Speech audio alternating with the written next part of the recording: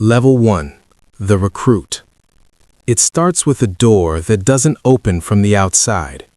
The room is cold. Fluorescent lights hum above you. 3 men sit across the table. No uniforms, no insignia. Just watches that cost more than your yearly salary ever did. They slide a contract toward you. No logos, no flags, just numbers. $18,500 for 30 days. Hazard bonus not included.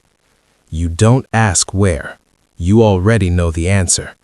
They don't need soldiers. They need deniability. You sign. The first rule is simple. You don't exist.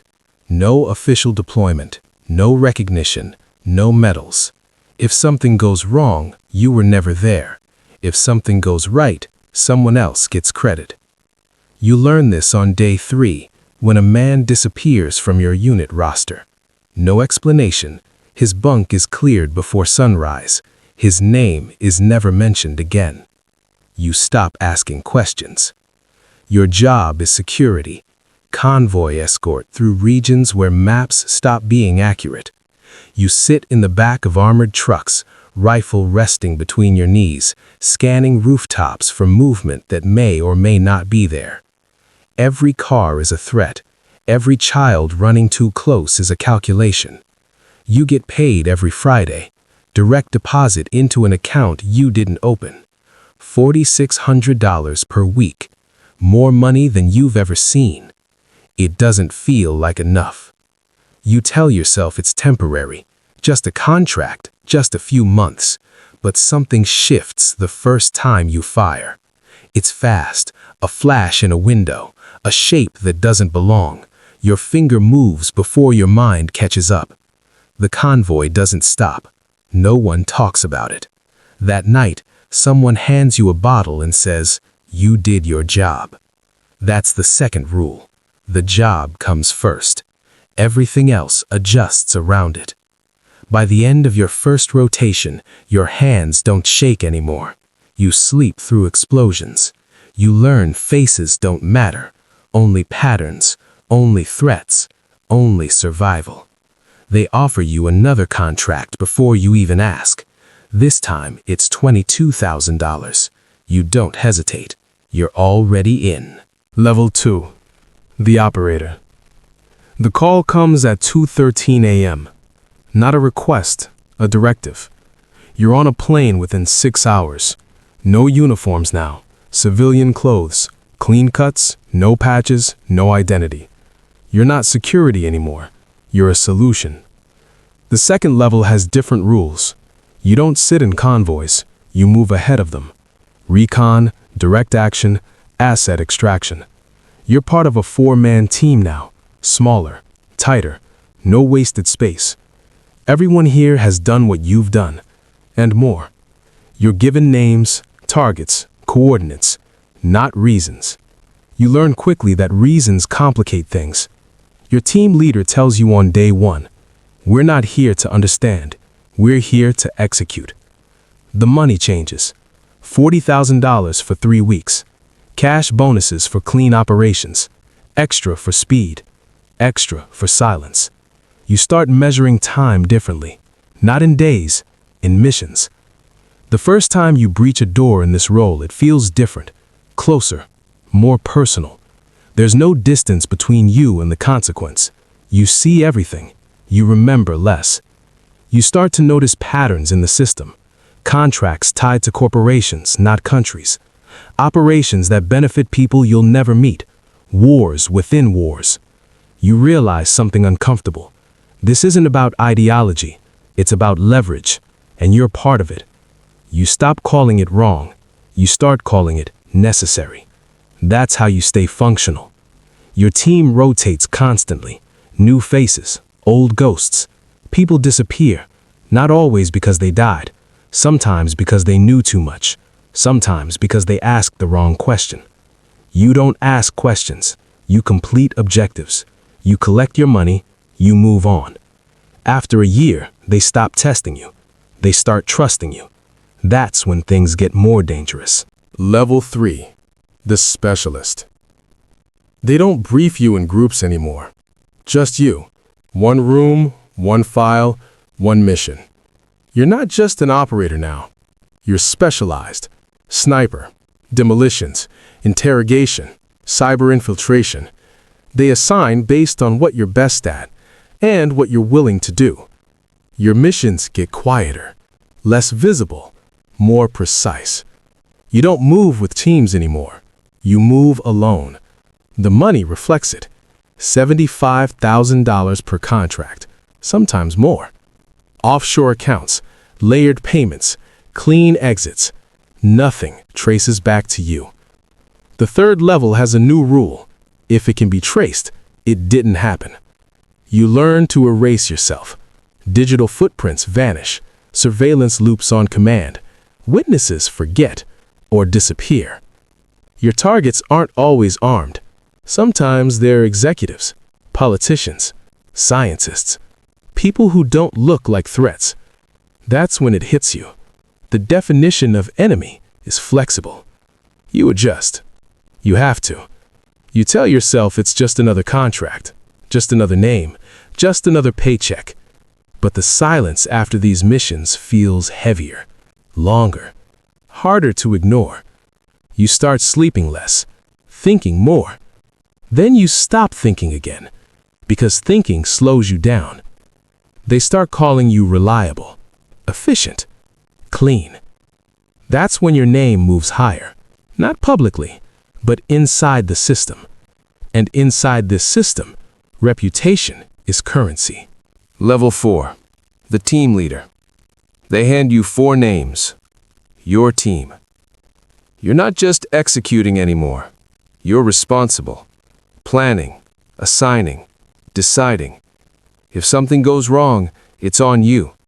If someone dies, it's your call that led them there. You notice the shift immediately. Operators look at you differently, not as an equal, as a decision maker. The 4th level teaches you the real currency of power. Control. Not over the mission, over people.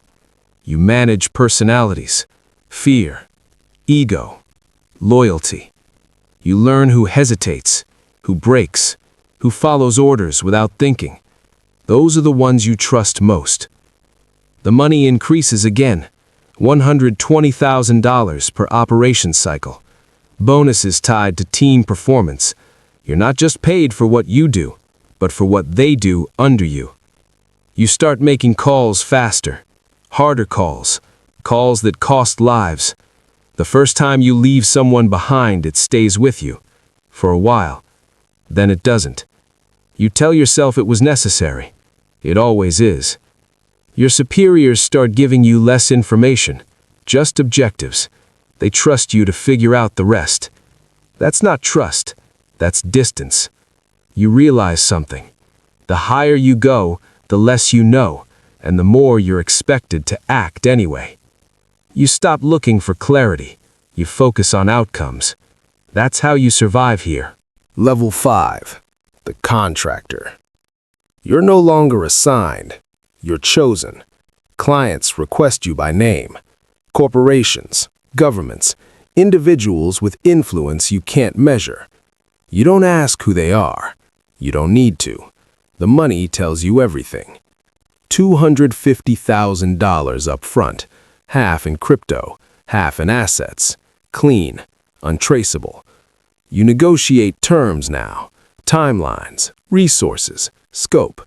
You're not just executing contracts, you're shaping them. The 5th level operates on a different rule. You're only as valuable as your last success. Failure isn't punished, it's erased. You start building your own network, contacts inside intelligence agencies, fixers in foreign cities, bankers who don't ask questions. Information becomes your weapon. You don't pull the trigger as often anymore. You don't need to. You move pieces instead. People, money, outcomes. You begin to see the system from above, how conflicts are created, sustained, profited from. You realize something uncomfortable again. Peace isn't profitable. You stop pretending you're separate from it. You're part of the engine now. Level 6. The director. The room is bigger now. So is the silence. You sit at the head of the table. Multiple teams, multiple operations, multiple countries, all moving at once because of you. You don't see the field anymore. You see maps, data, reports. The 6th level is about orchestration. You don't fight wars, you design them. Budgets cross into millions. $3.2 million for a regional destabilization. $800,000 for a targeted removal. Numbers stop feeling real. You manage risk, exposure, blowback. You decide what's acceptable. You also decide who's expendable. Operators become assets. Assets become numbers. Numbers become decisions. You justify it the same way you always have. It's necessary. But something changes. You don't feel the adrenaline anymore. Just pressure. Constant. Unrelenting. You trust fewer people. Speak less. Watch more. Because now you understand the truth. Everyone is replaceable, including you. Level 7, the executive. You don't get calls anymore. You make them. Governments don't hire you, they consult you. You sit in rooms with people who shape nations. You don't wear a uniform. You wear influence. The 7th level has one rule. Perception is power. You control narratives, media leaks, strategic misinformation. Entire conflicts start because of decisions you make over dinner. The money becomes abstract. 9 figures spread across accounts you'll never personally access. Wealth becomes leverage, not luxury. You're insulated, protected, untouchable on paper. But isolation sets in. You can't trust anyone, not fully, not anymore. Every conversation has layers. Every alliance has an expiration date. You've climbed to the top of the system, and now you see it clearly. It doesn't end. It feeds itself. And you're one of the few who understands how. Level 8. The architect. No one knows your name anymore. Not really. You don't attend meetings. You create the reason they exist. The system runs because you built parts of it. Invisible frameworks, financial pipelines, operational doctrines. You don't issue orders. You set conditions, and the world adjusts around them. There are no numbers now, no contracts, no missions, just outcomes. You sit in quiet rooms, watch global events unfold, recognize patterns no one else sees, because you designed some of them. The 8th level is silent, heavy, empty.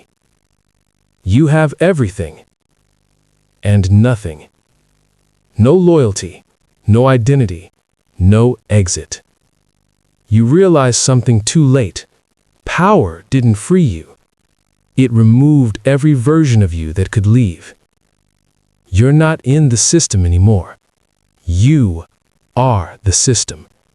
And systems don't stop. Somewhere, a door closes behind a new recruit. A contract slides across a table.